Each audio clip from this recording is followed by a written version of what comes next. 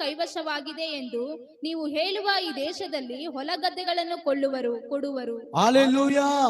ನೀವು ಯಾವ ದೇಶವನ್ನ ಹಾಳಾಗಿದೆ, ಇಲ್ಲಿಂದ ಏನು ಬರುವುದಿಲ್ಲ, ಇಲ್ಲಿಂದ ಏನು ಉಪಯೋಗ ಆಗುವುದಿಲ್ಲ, ಏನು ಯೂಸ್ ಆಗಲ್ಲ ಅನ್ಕೊಂಡಿದ್ದೀರೋ ಅದನ್ನೇ ಉಪಯೋಗಿಸ್ತಾನೆ. ಹಲ್ಲೆಲೂಯಾ.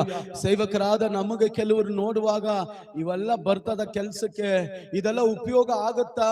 ಪಾಸ್ಟರ್ ಮಾತು ಕೇಳಲ್ಲ, ದೇವರ ಮಾತು ಕೇಳಲ್ಲ, ವಾಕ್ಯವನ್ನು ಕೇಳಲ್ಲ, ವಾಕ್ಯವನ್ನು ಓದಲ್ಲ, ಅದನ್ನು ಅರ್ಥಪಡಿಸ್ಕೊಳ್ಳಕ್ ಆಗ್ತಾ ಇಲ್ಲ, ಇವುಗಳೆಲ್ಲ ಉಪಯೋಗ ಆಗತ್ತಾ ಅನ್ಕೊಂಡಿದ್ದ ನಾವು, ದೇವರ ವಾಕ್ಯ ಈ ಬೆಳಗಿನ ಜಾವದಲ್ಲಿ ಹೇಳ್ತದೆ, ಯಾವ ಜನರು ಉಪಯೋಗವಿಲ್ಲ ಅಂತ ನೀನು ಅನ್ಕೊಂಡಿದ್ಯೋ ಅದೇ ಜನರನ್ನ ನಾನು ಉಪಯೋಗಿಸ್ತೇನೆ. ಹಲ್ಲೆಲೂಯಾ.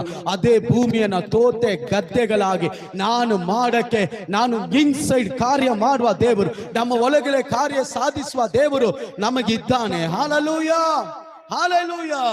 ಯೆರೆಮೀಯ 10:12